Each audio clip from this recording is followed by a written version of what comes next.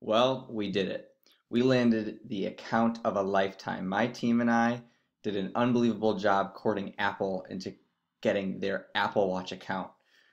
Just unbelievable. Both myself, Andy Chen, Kiefer Gonzalez, Megan Meyer, and Gregory Oppenheim. Just unbelievable job, and this was literally the account of a lifetime. So, what goes into doing an account for Apple? What goes into an Apple Watch? Well, there's a lot, let's just say that. But first we started, very simply with the creative brief. The creative brief begins with the problem identification. What is the big issue? So the biggest issue is that it's a highly competitive, developing market looking for market growth. There's a long incubation period. So what that means is this is a new market, and creating demand is a little bit more difficult than something that's a little bit more long-standing. So our objective was to stimulate the demand for an Apple Watch as an alternative to the traditional watches, of course, like Rolex and other smartwatches or fitness trackers. Currently, we are one of the few market leaders, not all the way at the top. We have a minimal disadvantage over competitors, but over the past years, we'll get into a little bit later, we've gained a significant market share. Currently, consumers perceive Apple as a leader. Really, there aren't many corporations that have the following quite like Apple does. It's almost like a cult. So that's something that we certainly had going for us with this account. So what was our brand image and tone? Apple's done an excellent job with this, so we didn't really want to mess with it much. They've made it a majestic, elegant black and white spots. Usually using British narration. They have their chief of design is a British man, John Ive, and typically he's narrating some of these spots, and it really creates an elegant experience. So our target audience, who are we looking for? So we're looking at millennials, okay, millennials who are on the go and make quite a bit of money, $75,000 annually. We're looking at these people because if we can get them now, they're consumers for life, and that'll really help us with our longevity. So our consumer promise, we want to integrate the cell phone into a seamless experience into the watch. So basically what we mean is that when you have this Apple Watch, you don't need a phone. So which leads us to our brand proposition, which is cellular functions on the go with no cell phone. So continuing the creative brief, we have to consider competitive positioning. We're a follower to Fitbit. Fitbit has a huge market, and they have quite a few different kinds of Fitbits. They have Fitbit Alta, Fitbit Surge, so on and so forth. The thing is, we're gaining very quickly on them, and I would say within the next couple of years, we'll certainly dethrone them. So core features and benefits that we're going to outline, cellular connectivity, that's number one. RFID for purchases, so Apple Pay, stuff like that. Bluetooth connected music without the need of a cell phone. And then responding to notifications, very important because a lot of smartwatches, you can read the notifications, but you can't exactly respond to them. And finally, we need to bridge the gap between us and Fitbit, so fitness tracker capabilities is really important. Single-minded message for this product is the Apple Watch enables you to stay connected with your lifestyle without having to constantly carry a cell phone. So we're looking for ease of use here. So some consumer insights. Our key business objective is fourfold. One, we want to continue our sharp rise in sales. Actually, the past year, in quarter three of 2017, Apple Watch accounted for 50% of all watch sales, smartwatch sales. We want to also leverage our brand image, that elegance, that great company image that is Apple. We want to overtake the leaders, and we want to increase our product line. Something that we are looking to do is have more than one watch available. So just like how the Apple iPhone has turned to creating regular sizes and plus sizes, maybe something not necessarily of that nature, but just having a more affordable watch to bridge that gap. So key marketing objective, we want to increase the brand preference. So what I mean by that is this. During our research, we found that 37% of all respondents, or consumers, I should say, have neutral feelings towards the Apple Watch. We want to sway that. So what our goal is to make people have a more positive outlook on the Apple Watch. We want to outline our features and the quality of our products to make sure that people are really serious about buying this Apple Watch and increasing our clients' market share. So, consumer insights objective. How do consumers feel? We want to get, like I said, we want to get into how people feel towards the Apple Watch. Um, why don't they buy the Apple Watch more specifically? What are they buying the Fitbits for? What are they buying the Garmin's for? Um, what features are they looking for? That was what we sought out to figure out. Why aren't we the leader yet? We have the best product. So the creative messaging objective is very simple, really, for us. We want to say, does our spot and does our work persuade consumers to have a more positive feeling towards the Apple Watch? Because if this were to happen, then everything else would fall into place. So what I mean by that is our market share would increase, and we would be able to gain on Fitbit and really overtake and be the leader of the smartwatch category. All right, so now we are here to our secondary research portion, and this is what we're referring to as our top-down level industry analysis of what the smartwatch industry looks like from a global standpoint first. Now, we wanted to take into account what all the markets were doing across the board, and so it's not just Apple Watch that we are comparing, but we're doing the global wearable band market, in general. So that's anywhere between your Fitbit bands, your Apple Watches, your Huawei, your Garmin's, any kind of wearable technology. So, with that being said, the overall industry analysis is pointing towards a large upside. It's very much in a growth phase. Overall, the market hasn't been saturated with too much competition. With little variation. There's very much a distinct variation between them. Kind of similar to the luxury car market, right? You're buying very distinctly different vehicles that range in function and sportiness and things like that, but you're still getting a car at the same time.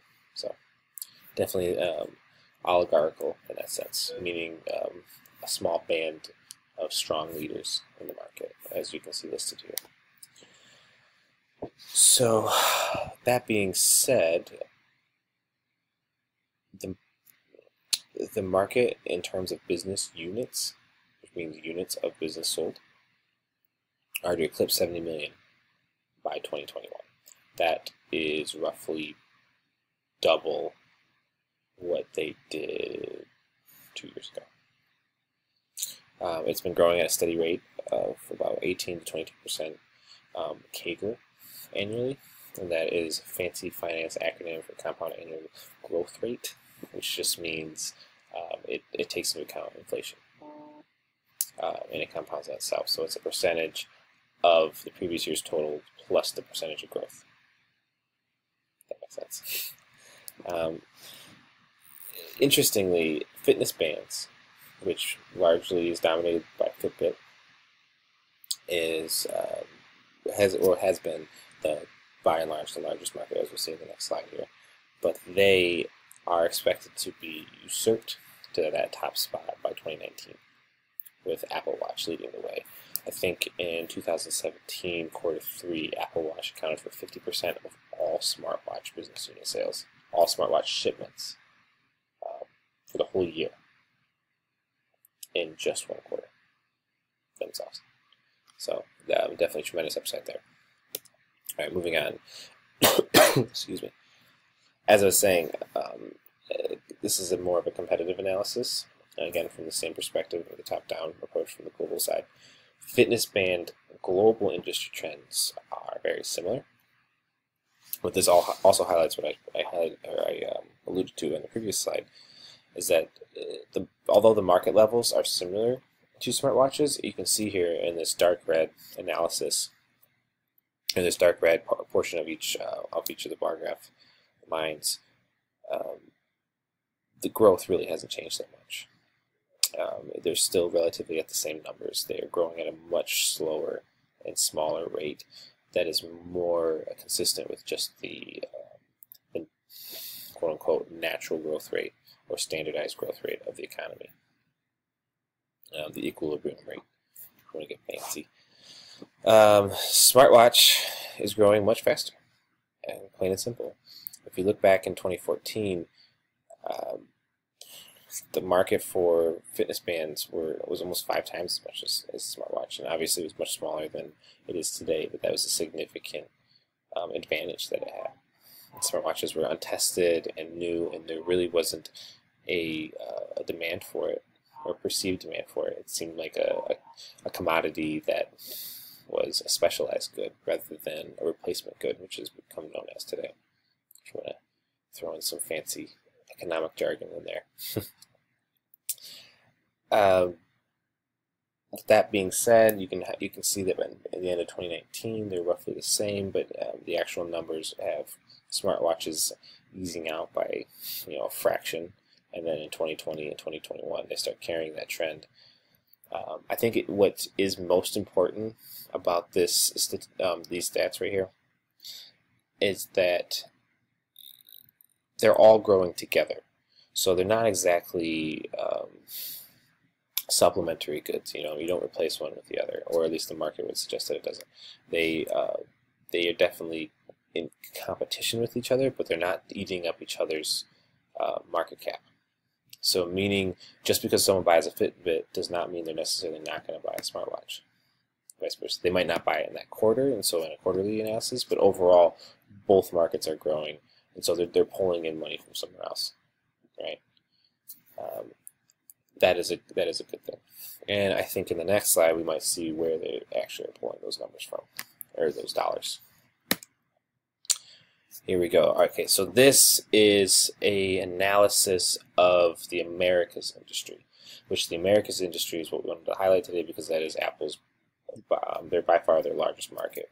If you look at the first line item under net sales by operating segment, the Americas are nearly half of their total sales across the board, across the nation, or sorry, across the globe. I think it came out to 42%. And as you can see, if you look through the top line items underneath with Europe and Greater China and Japan and the rest of the Asia Pacific, there's a lot of variation between the last couple of years. It's definitely very cyclical and definitely has a lot to do with which product gets the best reception. I mean, they all release around the same time, around your Octobers and your Aprils of the calendar year. To try to get in tune with the business cycle and approach holiday seasons and things like that. And I think a lot of these sales are symbolic of the customer reports, the customer reviews, and things like that. And you can't really. You can try as much as you can with market research data of what's going to perform and what's going to be the best, but there's always going to be that edge of unknown, the uncertainty of whether or not your product is going to be actually perceived better than the next one. And so I think that's where we see a lot of variation there, where between 2015 and 2016 it actually went down 8%, and then between 2016 and 2017 it went up 12%. In the Americas, I should say. Now, I think another important takeaway from this, and by the way, this data is taken from the 10K itself for the end of 2017. So this is the most current representation because their 2018 Q1 report has not been published yet, or as of the recording of this video. Another important takeaway from this, and perhaps the more important one, is that within product lines of the Apple business model, the product lines are definitely skewed towards the top. The iPhone is by far the moneymaker, the cash cow, the whatever superlative you want to give it. It has it. The iPad, which I thought was surprising, is up there as well in the Mac, and I think the iPad is winning in sheer numbers, but I think the Mac produces more per item. It's definitely more spread, if you will, on per Macs. Now, there's kind of an asterisk here in that other products line at the very bottom. That is where the Apple smartwatch sits in. And I thought it was important to leave that piece of information in there, is because Apple right now likes this brand. They like what they're doing with it, and they like pushing it. But it hasn't produced the numbers to even warrant a line item here yet. And I think that's the key. That's the key component here. Is Apple Watch makes up the vast majority of that, about 80% of that 12 grand. So you're looking at close to 9,500 and some change or so of those dollars in and of course these are in millions of sales, and which translates to about 0.5% of their total sales by product. But it is the only product in their pipeline that is growing in a growth market, whereas the iPhone market is, as we know, is in the phone market, which definitely adapts and changes over time, but it's more matured than the other markets. The Mac is the most matured. It really depends on when the technology changes, and that is kind of subjective, and everyone kind of changes at the same pace there. Where Apple Watch is a completely new design and new take on communication, and that's why that market is still growing, and it hasn't quite matured to the levels that we are expecting to see, especially in 2021 in the previous slides here. In order to help us craft a message, we have decided to conduct a constructive interview on 3 participants. A constructive interview is an interview that we ask all the participants the same question in the same exact order. So here are the 5 questions that we asked our participants. First question was, why did you buy an Apple Watch over other smartwatches? Second question was, describe the feature that you use the most on the Apple Watch. Third question, of the features that you use the most, which ones are most important to you and why? Fourth question, tell me about your ownership experience so far with the Apple Watch. And lastly, is there anything else that you would like to elaborate on? So for this presentation, we would like to focus on questions number 2 and 3, which focus mainly on the type of features that owners use the most and why they're important to them.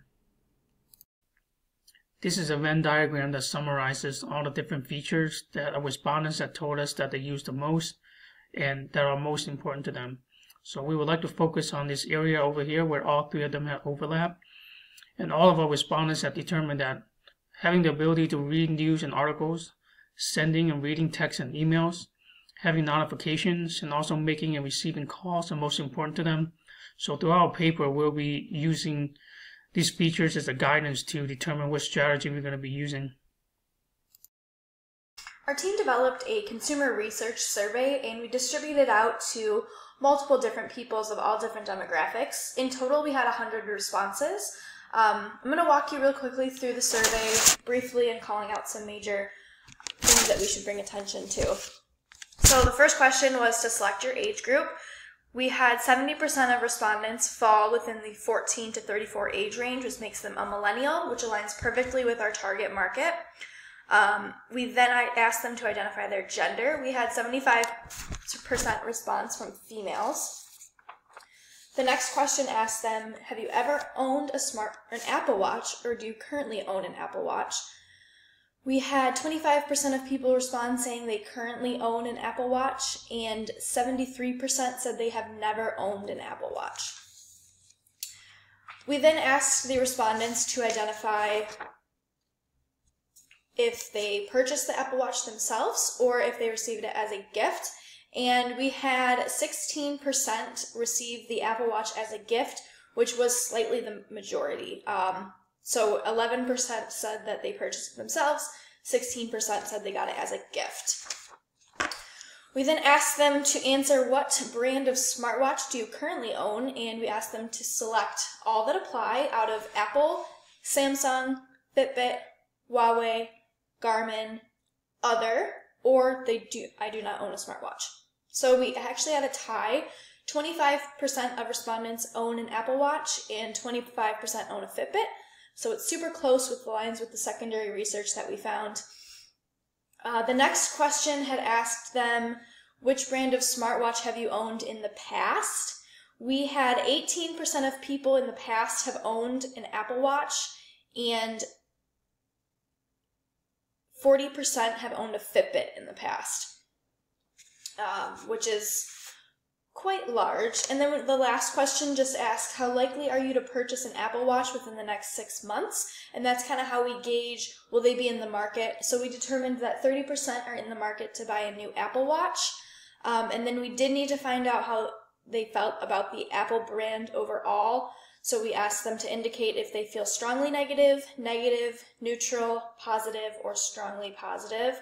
We had an overall response of 37% neutral and 37% positive. Only 19% was strongly positive. So I analyzed the people who were in our target market, and they said 20% own a smartwatch, 25% own a Fitbit, and 9% own a different competitor. 22% of our target market is in the market to buy a new watch within the next 6 months. And out of the total respondents, the people who are neutral, we saw a big opportunity for. 45% of people who feel neutral toward the Apple brand are going to be likely to buy a new Apple Watch within the next 6 months. And 30% of those respondents that are neutral own a Fitbit. 62% own none. So we see this as a big opportunity to kind of take some market share and sway those people who are on the fence about competitors versus Apple and get them on Apple's side so that we can have Apple gain more market share. And then we also found that only 2% of people owned an Apple Watch in the past but don't currently own an Apple Watch. We consider those brand rejectors, and it was only 2%, which is fairly positive. Our team conducted an in-depth competitive analysis to find out who are Apple's top competitors in the smartwatch market. We identified Fitbit, Garmin, and Huawei as top competitors just because of the amount of similar features shared with the Apple Watch. For example, Fitbit has activity tracking, Fitbit Pay, Fitbit OS. All those are extremely similar to iOS, Apple Pay, and Apple's activity tracking and smartwatch features, just such as like notifications and telling the time and having an interactive screen on your wrist. So all 3 top competitors have something similar to Apple Watch's features.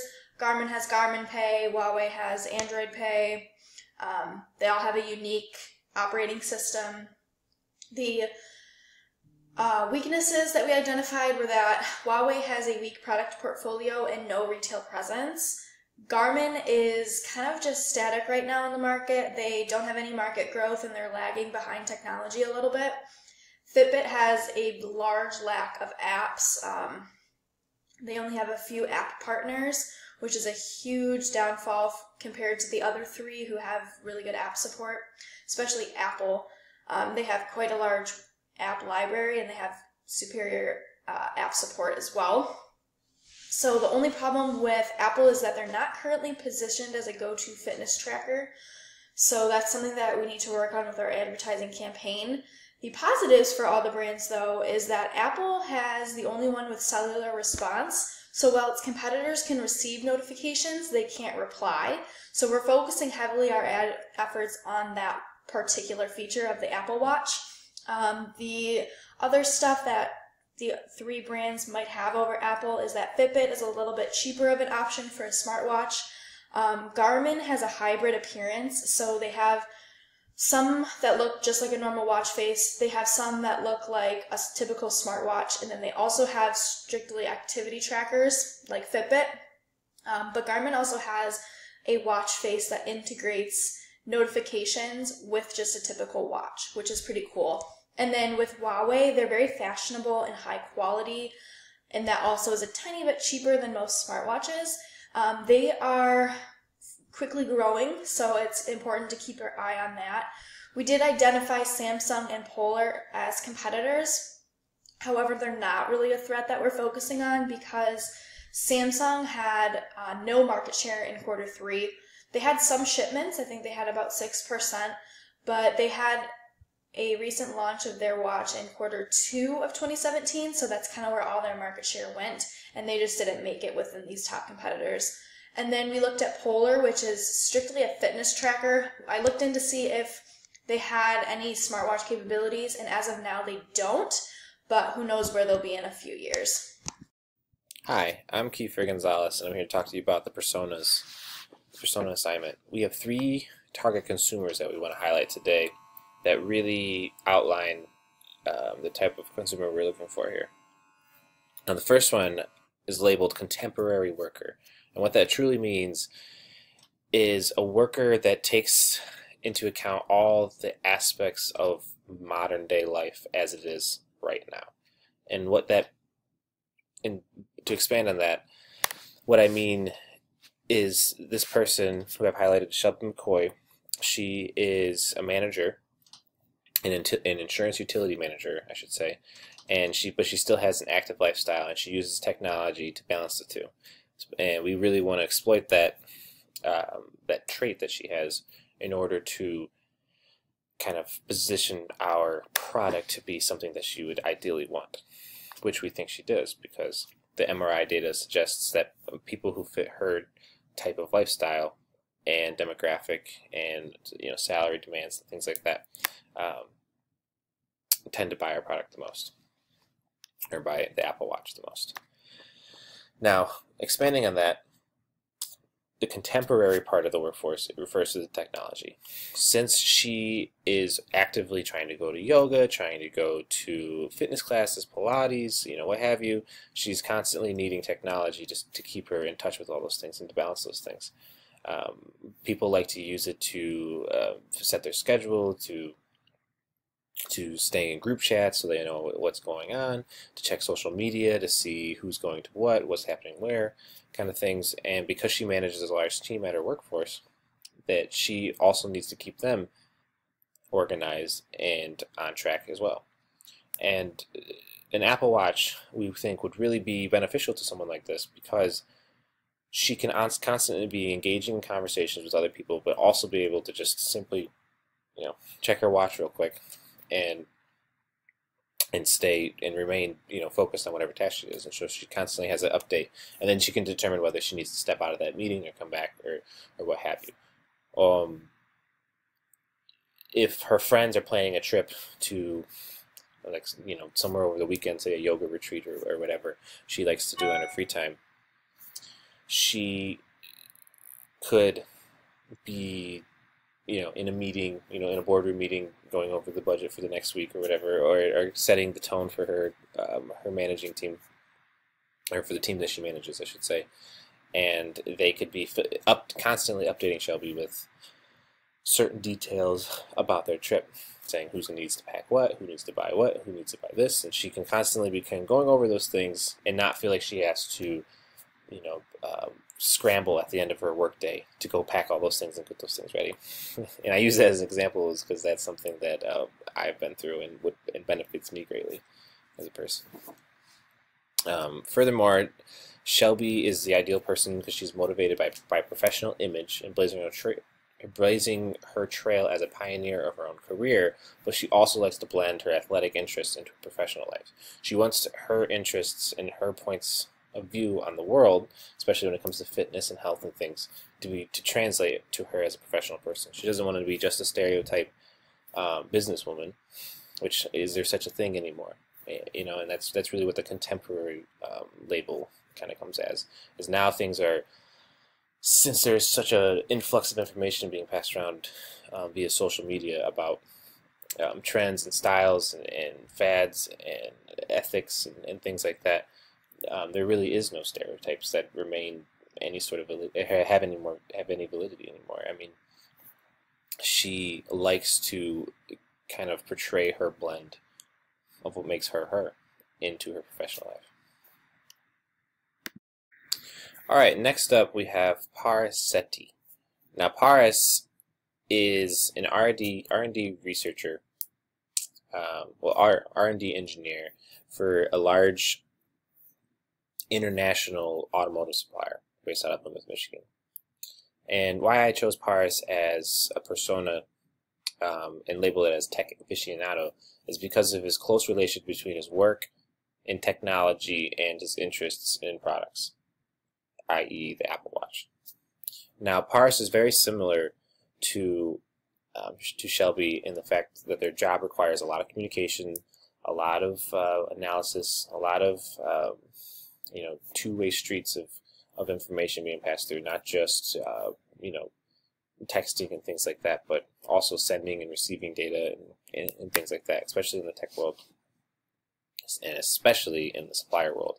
As many of us in the greater Detroit area know, the automotive suppliers are never not busy. They never have a free minute. So what makes Parse the ideal candidate is because of his outside influences that he's bringing to this consumer culture, into his demographic in general. Because Parse was not born in this country, his company is not based in this country, he's bringing a lot of outside interest and a lot of outside tech ideas and consumer interests to America. And why I think that's important is because I think there is an inherent stereotype in the way we view outside products that are superior in a way to ours.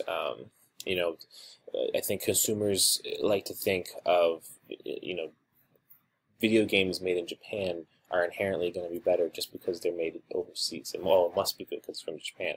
Chocolate from Switzerland is going to be the best chocolate. Beer from Germany is going to be the best beer. Parse is going to bring a lot of those interests to this consumer market, but in the reverse sense. So he's like, Apple Watch, American, it's got to be great, kind of thing. And I know that from personal experiences, from talking with people like Parse. Parse is actually a friend of mine. And he said the perception of the outside world looking in, because we have the largest technological or wearable tech market, I guess you say, not by raw numbers versus China, but by publicity's sake, popularity. Ours is the most popular market, as seen by the outside world. And that, obviously, that's there's a very subjective, but that kind of thing is important because subjectivity is what people base most of their purchases on. So back to Parse. Parse wants to be a symbol of these characteristics. So that's why I chose the word aficionado here.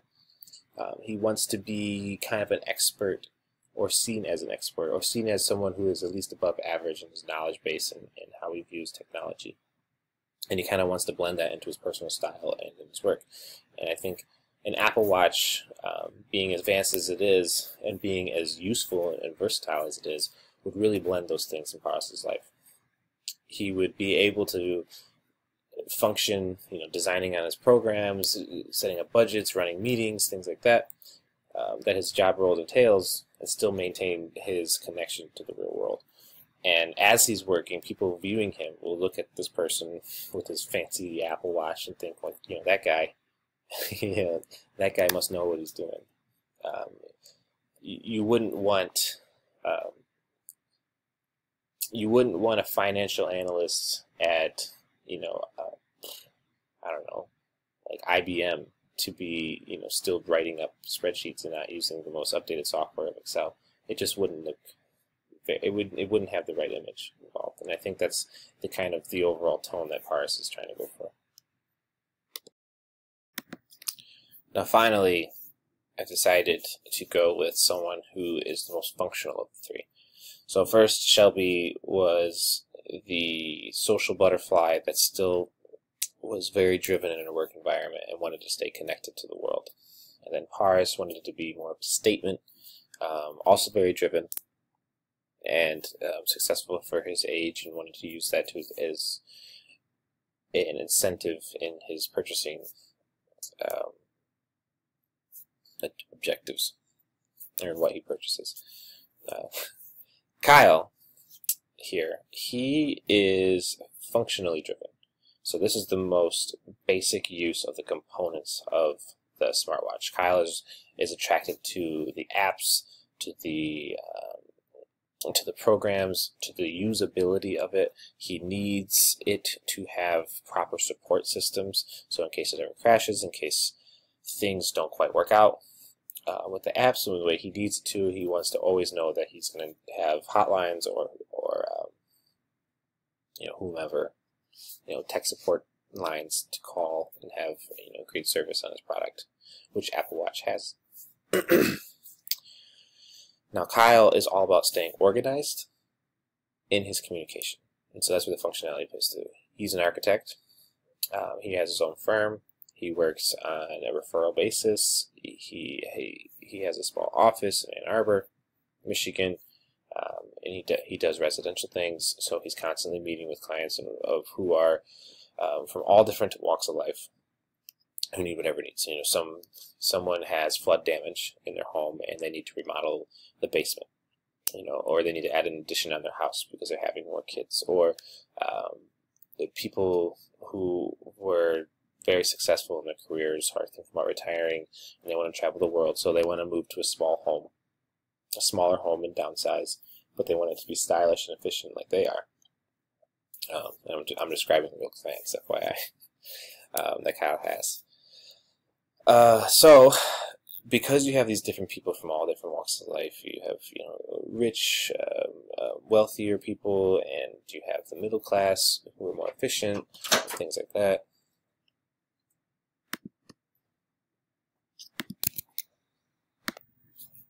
Because you have this middle class who are more efficient and things like that, staying connected with all these people is very important. And the Apple Watch gives just another avenue for different types of people to communicate with you. And when you run your own business, that is kind of a paramount aspect. You don't ever want to miss a call. You don't ever want to miss an opportunity, because that could be the lights for the next month. A little dramatic, but people who run their own businesses know exactly what that drive has to look like. Kyle also likes the idea of staying connected to the social aspect of his job. He's always able to market himself with his Apple Watch. And not necessarily in the sense that he is posting things or things like that, but he's able to view things, he's able to like things, he's able to share things, through his Apple Watch. And that is ultimately a deal breaker, or a make it or break it type of moment for people nowadays in the business world, especially when you run a company like Kyle does, that is so client-based and so much of a referral basis. Maybe just staying fresh in people's minds after you service them is the difference maker. Maybe that's how he stays connected. And the Apple Watch really kind of makes that all possible.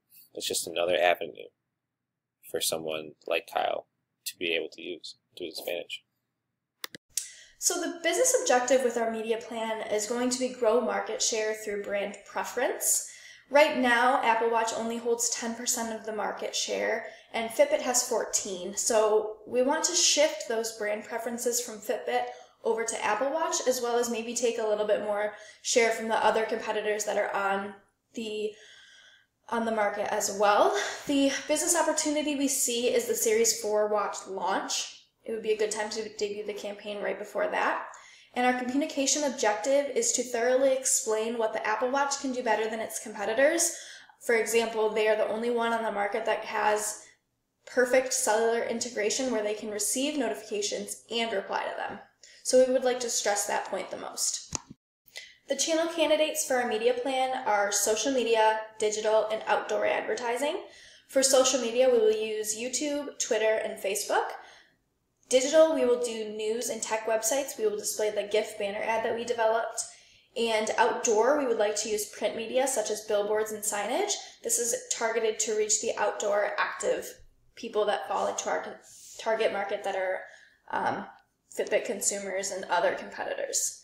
The timing for our advertising campaign is summer 2018. That's going to be right before the Series 4 launch that's speculated. They usually release new watches in the fall months. So we determined summer is the perfect time, and as well as people are going to be outdoors more in the summer, so we'll reach them through the outdoor advertising a little bit better than if we were to do it in the colder months. We will do this in the daytime and the evening hours. People in our target market usually browse the internet, according to the MRI data, in the daytime and in the evening, so they will be more likely to be exposed to that kind of thing. For example, the YouTube ads. The existing assets that we will use in our media plan is Apple's social media's current accounts, and we will also utilize their website as a landing page for the click to actions. This will go directly to the Apple Watch Series 3 webpage. Our consumer target key features are single tech-savvy millennials. They are educated working professionals making at least $75,000 as their annual salary. These people are early adopters. They're usually the ones of their friends who want to try something first, and they are active. So we want to use our media placement to reach these kind of individuals. The creative platforms we'll use to reach these individuals are social media pop-up ads in newsfeed distributions, such as the ones you see over to the right of the screen. We have a Twitter newsfeed distribution where the ad just shows up on the Twitter timeline, and that's actually one of their current Series 3 ads that's running right now. And then we have an example of a Facebook newsfeed distribution ad that is suggested post that shows up in consumers' newsfeeds. So this is where we can place some static ads. We also would like to utilize short video ads that play before YouTube videos and digital GIF banner advertisements with a click to action that'll lead back to the original website for the Series 3 product page on Apple. To the right of my screen is the example of our GIF banner ad that we will be using for digital media vehicles. This ad goes through the different features that we'd like to highlight about the Apple Watch, such as activity tracking, music capabilities, payment, and responding to notifications right from your app. We have the tagline, "The freedom to go with just your watch," so that we can stress to the consumers that we are the only watch on the market that can be used without your phone connected at your hip. These will display as banner ads on travel websites, news articles, and tech articles. To the left of our screen here we have our static print advertisements that we will use for outdoor advertisements such as billboards, outdoor signage, and we can also put these as social media pop-ups. It has the same tagline and it looks very similar to the moving GIF image. We highlight music streaming, activity tracking, Apple Pay, and cellular connectivity. We use the same tagline, "The freedom to go with just your watch," to create an integrated, seamless IMC advertising program. The first appeal that we want to use is the logical augmentation appeal. And in the logical augmentation appeal, we want to convince the customers through the use of implicit or explicit premises and logical reasoning. So here we're hoping to convey to the customer that the Apple Watch is a better smartwatch. And the frame of mind that we're looking for are the smartwatch shoppers. And the target behavior that we're trying to go after is that we want people to consider purchasing an Apple Watch. And the benefit preference is that the features are very important in a smartwatch. We really want to drive the benefit perception that the Apple Watch has more features than its competitors. This is our logical augmentation structure. And the basis of the structure is that we need evidence to support our warrant. In this case, we've done some secondary research, and we found that on the Business Insider article that the top 4 features used by smartwatch owners are for notification and text, activity tracking, news updates, and also phone calls. The warrant here is that in addition to activity tracking, having connectivity features on a smartwatch is very important to the users. The grounds, which are the key facts that the conclusion should follow, and we have here that the Apple Watch has a variety of features which let users track activities and also have the ability to make and answer the phone calls and also receive and send texts and emails. And we have to consider the qualification, which is that a smartwatch is not meant to replace a smartphone.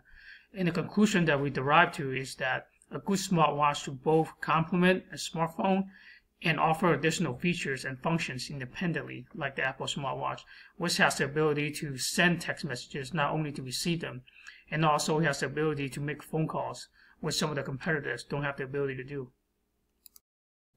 The second appeal that our team chose is the instrumental appeal of rising expectations. Today, the customers are really looking after their smartwatch just above and beyond a fitness tracking device. So they want it to serve other functionalities and they want to be able to get other benefits out of it.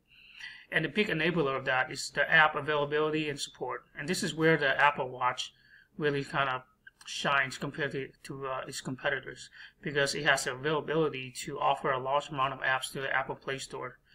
And so we're trying to go after the customers and letting them know that the Apple Watch is really a better watch compared to its competitors. And the frame of mind that we're looking for are the smartwatch shoppers.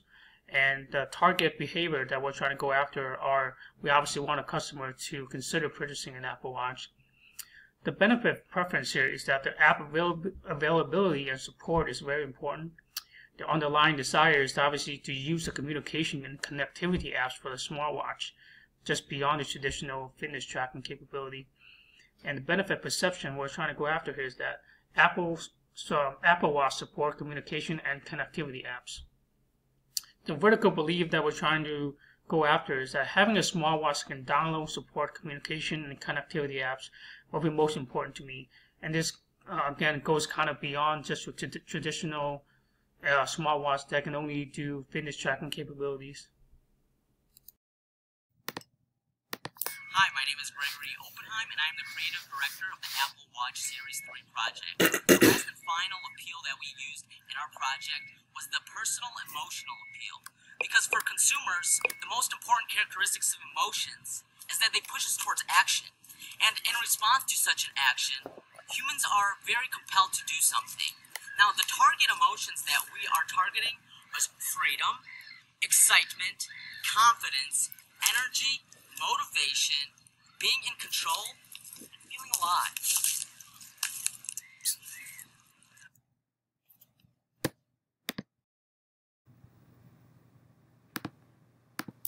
In order to best position for a commercial, in order to create a commercial, we did an ethnographic study.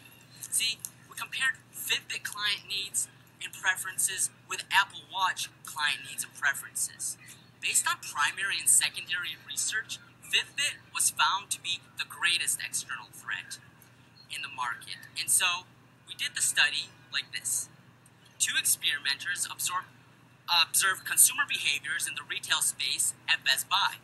1 experimenter viewed the Apple Watch display, and another experimenter viewed the Fitbit watch display. Customer interest was gauged and scored using a point system, 1 through 5. Those who demonstrated interest of 4 or 5 were followed up with a 1-minute interview about that customer's preferred features on the respective device they were using.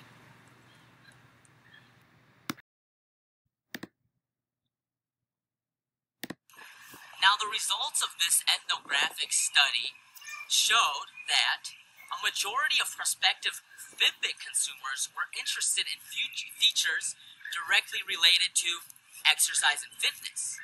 Accordingly, major responses for preferences included the heart rate monitor and music. Now, the features that prospective Apple users were most interested, on the other hand, included those things such as cellular connectivity, GPS, music streaming, text messaging, Bluetooth, and Apple Pay.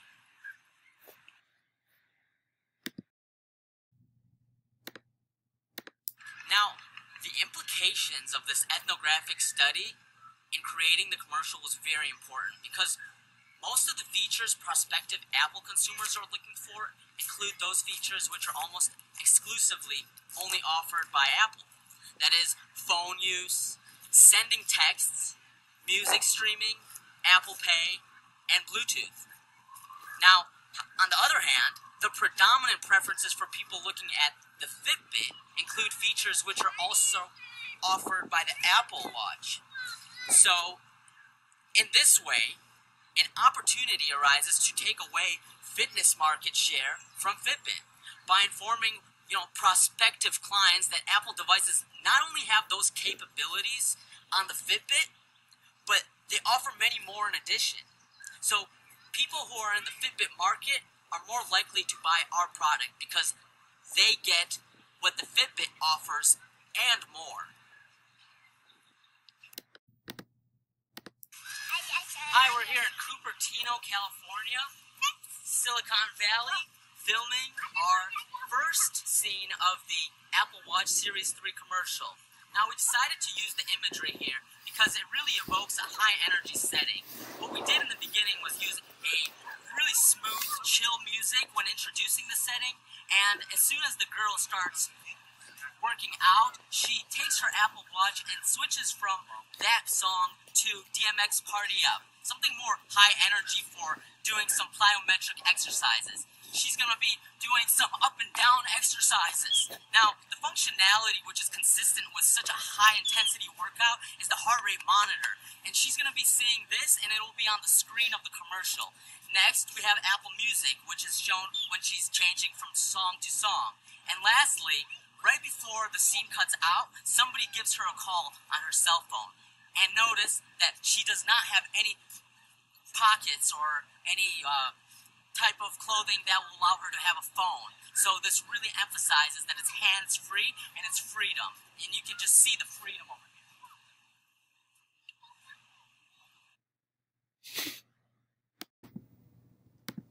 Hi, we're here for scene 2 at Cupertino Skate Park, where we will be utilizing the half pipe, as you can see over there.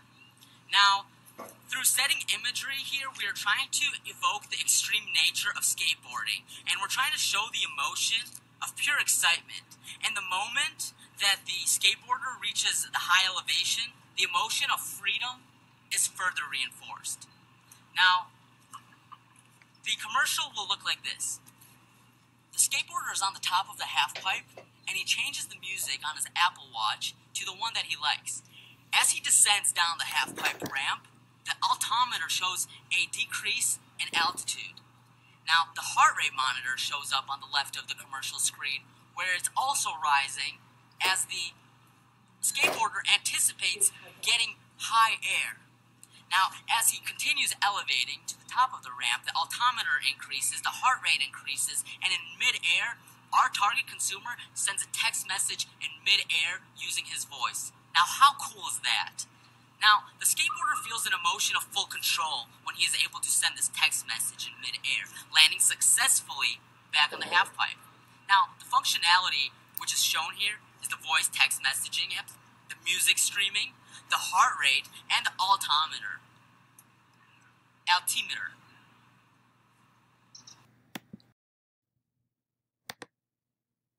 Hi, we're here on day 3 of filming the Apple Series 3 commercial. You see this fraternity house over here is the one that we will be using to shoot the scene of the commercial. It starts like this. A student is snoozing on his couch, probably after a party of some sort, when he gets a text message on his Apple Series 3 from his friend asking, how was the test? Now, as soon as the consumer sees this text message, he wakes up really quickly, grabs his backpack, and runs to class.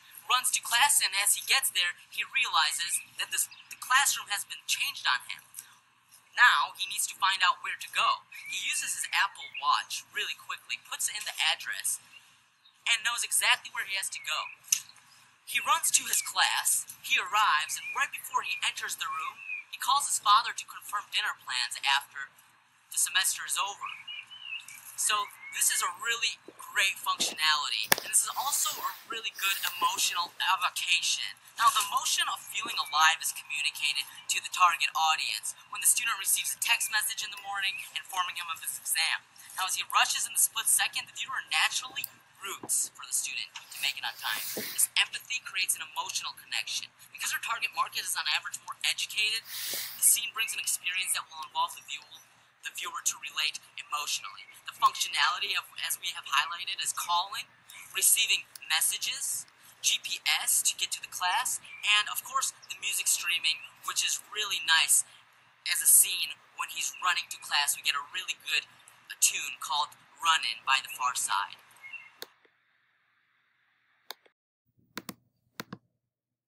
Now we can analyze this commercial and its framework through the ad plan. Now, the ad plan is a really great tool because it'll really show us a holistic approach of how that commercial comes together. Attention, for example. This is in a beautiful and high-intensity beachfront plyometrics exercise with music comparisons. That grabs the attention. Distinctiveness, you see all these actions being taken in really interesting moments of that person's life. Things that would be impossible to execute without a phone. But because of the Apple Watch's free hands type connectivity, they don't need a phone at all. So this is a really distinct way of showing that this is a really unique feature. Positioning, you can leave your phone behind, of course. You can free your body, your mind, your spirit, your hands. We want to take away from that tracker activity because our SWOT analysis told us that Fitbit is really ahead in this game. So we offer those services. We need to focus on those things. The linkages are really great here. We know that our target consumer is a more educated, more affluent type of consumer. It's a tech-savvy type consumer. We have a university student. This really provides a nice linkage between our target consumer. We have somebody that's working out on a beach. It's really consistent with that perception of being healthy that our target consumer really has, right? And we also have that skateboarder. The skateboarder is showing that adrenaline, that emotion, that linkage between high excitement, that linkage of being youthful, of doing activities, and now you can do it all. Amplification really refers to how do they remember it. And they remember it because they really feel motivated and they really feel energized. And when you feel motivated and energized after looking at a commercial, you are more likely to act on that behavior. You're more likely to purchase it. You're more likely to remember it. And, of course, the net equity has to do with the trademark. The trademark in the organization, the way that everything is set out. Is it consistent with Apple's image? Now, yes, because Apple has very minimal dialogue, right? So we've really minimized this to only 1 or 2 lines of dialogue in the commercial. And, of course, you see the black and white iconic text during certain events. We're also including that in our commercial. And lastly, we put the most important aspect of Apple, which is the apple. The apple will be at the end of the commercial, just like every typical Apple commercial, and that will make the consumer remember forever that this is an Apple commercial. And this is an Apple commercial similar to every other Apple commercial. We are consistent. So we finally reached the conclusion of the presentation, and I just want to say thank you, Dr. Fry, for taking your time to review our presentation. And we hope that you found that our group had put in a lot of effort to put this whole presentation together. So there are a couple of things that we want to make sure that our client follow up on in order to evaluate the effectiveness of the campaign. First thing is marketing analysis. So we want to make sure that marketing analysis is performed either on a quarterly or annually basis to assess the market share that Apple has versus competitors. The second thing is the return on investment analysis. So our client needs to conduct analysis based on the quarter before we release the campaign and also consecutive quarters following the release of the campaign to see if there's any increase in sales. Lastly is we want to make sure that we also conduct surveys for Fitbit customers. So this allows us to analyze if there's any shift in brand preference between what we had before we released the campaign versus after. And we're hoping that we are able to change some of the consumer preferences and lean them towards purchasing the Apple Watch versus the Fitbit and other competitors.